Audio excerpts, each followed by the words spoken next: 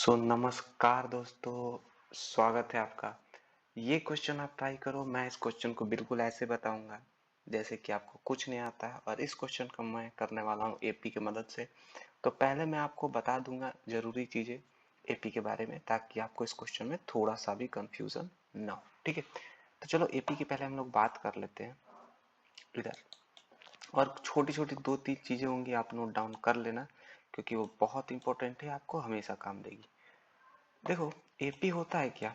AP में होता है क्या, जैसे हो गया एक सीरीज, एक कोई भी सीरीज जिसका जो डिफरेंस ऑफ दो नंबर हो वो सेम हो। दो, दो, दो, दो। ठीक है, इसको बोलते हैं हम एपी। नॉर्मल भाषा में बहुत डिटेल में, मतलब बहुत घुस के नहीं बोल रहा हूँ, बहुत सारे क्वेश्चन कॉम्प्लिकेटेड होते हैं जिनको हम एपी के फॉर्म में बनाते हैं और सॉल्व करते हैं, पर नॉर्मल एपी का मतलब क्या होता है, यही होता है। अब एक चीज होता है क्या, sum of AP. Sum of sum of AP. ठीक है, सम ऑफ एपी का मतलब क्या होता है कि इसका सम, इन सारे नंबर का सम आप जोड़ो, कितना आएगा सम। ठीक है, जोड़ो इसको, कितना आएगा, 10, 18, जितना भी आएगा। मैं अगर इसका एक शॉर्ट फॉर्मूला बता दूं कि एकदम इजीली, आप ये तो बस कितना 5 डिजिट का है तो आप लोग फट से जोड़ लोगे, लेकिन अब अगर इसको हम 200 तक बढ़ा दें और तब पूछे कि इसका सम बताओ, तो कैसे बताओगे? तब क्या 200 जोड़ोगे, 198 जोड़ोगे और 2 तक जोड़ोगे? हालत खराब हो जाएगा आपका। इसका सिंपल तरीका ये है, पहले इतने तक का बात करते हैं, 200 हटा देते हैं। इसका सिंपल तरीका ये है, फर्स्ट टर्म, फर्स्ट टर्म मतलब हम बोलते हैं ए को first term plus last term divided by 2 into number of terms. यहाँ नंबर ऑफ टर्म्स कितना है, 1 2 3 4 5। ये होता है एपी का सम ऑफ अ एपी, और सम ऑफ अ सीरीज जो ऐसा दिखता है, sum of a series of a AP यही होता है। ओके, तो यहाँ पे देखो, आप जोड़े होगे तो 30 आया होगा नॉर्मली। तो यहाँ पे चलो प्रूफ कर लेते हैं। फर्स्ट टर्म क्या है, 2, लास्ट टर्म क्या है, 10 डिवाइडेड बाई 2 इंटू 5, और ये क्या हो जाएगा, ऊपर 6 एंड 5 क्या हो जाएगा, 30। सेम चीजें हैं। ठीक है, सम ऑफ एपी क्या होता है, ये होता है। तो आपको नोट डाउन कर लेना है ये वाला पार्ट, आप इसको याद रखो, क्योंकि मैं अभी क्वेश्चन में इसको यूज करने जा रहा हूं। ठीक है, इसको याद करना आपको। चलो क्वेश्चन पे आते हैं। कि बोल रहा कि what is the average of all numbers between 100 and 200।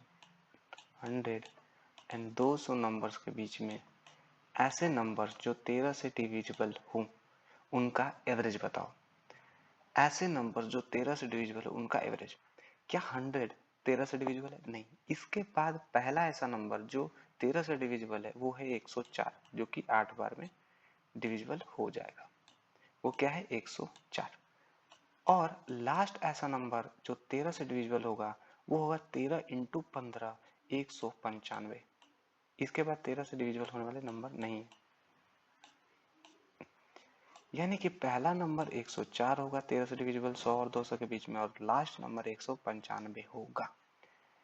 Average का मतलब क्या होता है, एवरेज ऑफ नंबर क्या होता है, sum of numbers, sum of numbers, थोड़ा सा यहाँ पे राइटिंग के लिए क्षमा, divided by total numbers. Total numbers यही होता है, sum of numbers divided by total numbers. यानी कि यहाँ से यहाँ तक का सम और यहाँ से यहाँ तक कितने नंबर्स है उसको नीचे लिखना है। ठीक है, मैंने अभी क्या बताया आपको, इसका सम ऑफ नंबर्स का फॉर्मूला मैंने अभी बता दिया, जिसका जो कि एपी के फॉर्म में हो। तो जब 13 से डिवाइड होगा तो इसके बीच में जो गैप आएगा, 13 का गैप आएगा, यानी कि हर 2 डिजिट के बीच में 13 का गैप होगा। होगा या नहीं, होगा ना, होगा, एकदम होगा। तो सम ऑफ नंबर्स क्या हो जाएंगे इस हिसाब से, first term plus last term, first term plus last term, मैं बस ऊपर वाला पार्ट करा रहा हूँ, divided by 2 into number of terms. हमें नहीं पता कि नंबर ऑफ टर्म्स क्या है, हमें नहीं पता कि नंबर ऑफ टर्म्स क्या है। नंबर ऑफ टर्म्स का भी एक तरीका होता है निकालने का, वो मैं इस वीडियो के अंत में बता दूंगा। ठीक है, पहले जिस क्वेश्चन को बना रहे उस क्वेश्चन को हम लोग कर लेते हैं। First term plus last term divide by 2 into number of terms equal to sum of terms. ऊपर का काम खत्म, ये sum of term. Total number, यहाँ एन, अगेन एन। क्यों एन? क्योंकि नंबर ऑफ टर्म्स और total numbers means what, again N. Total numbers ही तो माने हैं हम, टोटल नंबर्स यहाँ से यहाँ तक। एंड सम ऑफ टर्म मतलब होता है first term plus last term divide by 2 into number of term.